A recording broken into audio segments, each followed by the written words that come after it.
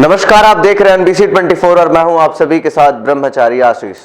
और जहां बीपीएससी ने एक तरफ रिजल्ट जारी कर दिए हैं और 2 नवंबर को प्रशस्ति पत्र, नियुक्ति पत्र जो है वो तमाम सफल अभ्यर्थियों को बांटे जाने हैं।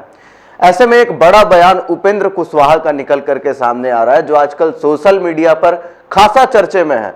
दरअसल उपेंद्र कुशवाहा साफ साफ कह रहे हैं कि ये जो नियुक्ति पत्र बांटे जा रहे हैं, इनमें आधे से ज्यादा तो वो नियुक्ति पत्र बांटे जा रहे हैं उन अभ्यर्थियों को जो कि इस बार नौकरी लिए ही नहीं है।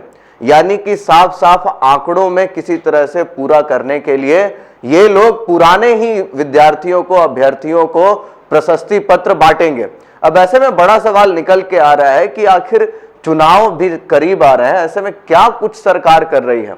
दरअसल सबसे पहले हम आपको वो पढ़ करके पोस्ट सुनाते हैं जो एक्स पर, यानी पहले जो ट्विटर था उस पर उपेंद्र कुशवाहा ने जारी किया है।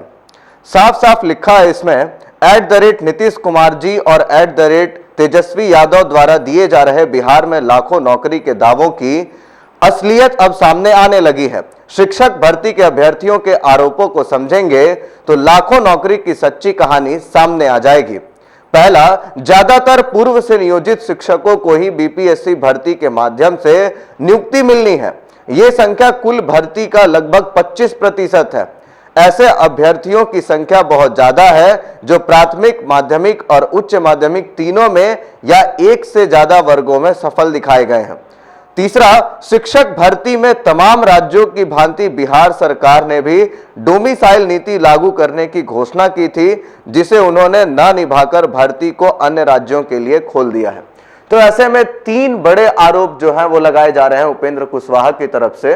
सबसे पहला आरोप है कि 25% जो नियुक्ति पत्र बांटे जाएंगे उन अभ्यर्थियों का पहले ही शिक्षक वो लोग हैं और उन लोगों को अब की बार 2 नवंबर के कार्यक्रम में पुराने ही शिक्षकों को नियुक्ति पत्र बांटी जाएगी। अब ऐसे में 1,22,000 अभ्यर्थी सफल हुए हैं। सबसे बड़ा सवाल है कि क्या इनमें एक बड़ा तबका उन शिक्षकों का है जो पहले से शिक्षक हैं और उन्हीं को प्रशस्ति पत्र बांट करके सरकार वाहवाही लूटने की कोशिश कर रही है। और वहीं उनका एक और कहना है कि आखिरकार डोमिसाइल नीति को लेकर के उन्होंने सरकार को घेरा है। दरअसल डोमिसाइल नीति जब बीपीएससी इस परीक्षा को लेने वाली थी, उससे पहले सरकार ने डोमिसाइल नीति को खत्म करते हुए तमाम राज्यों से अभ्यर्थियों को आमंत्रण किया था बिहार में आने के लिए। वैसे में सबसे बड़ा सवाल उपेंद्र कुशवाहा उठा रहे हैं कि अगर नीतीश कुमार को लोगों की इतनी ही चिंता है, बिहार वासियों की इतनी ही चिंता है, तो फिर डोमिसाइल नीति को क्यों खत्म किया। ऐसे में बिहार में जो लोगों को रोजगार मिलना चाहिए था वो अब पूरे देश में मिलने जा रहा है। आप देखेंगे जब परीक्षाएं हुई थी तो किस तरीके से पटना जंक्शन पर भीड़ उमड़ी थी, जिस तरीके से तमाम अन्य राज्यों से अभ्यर्थी आकर के परीक्षा में जो है बैठ रहे थे। तो ऐसे में सबसे बड़ा सवाल है उपेंद्र कुशवाहा का कि बिहार के लिए नीतीश कुमार ने क्या किया है, जब वो दो जो नियम है, दो जो तौर तरीके हैं वो गलत ही अपना रहे हैं।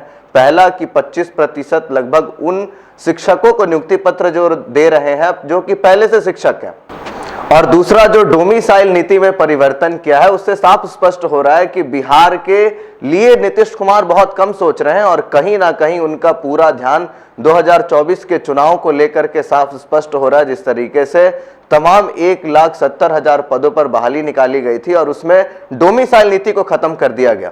अब ऐसे में क्या खेल चल रहा है उपेंद्र कुशवाहा बता रहे थे।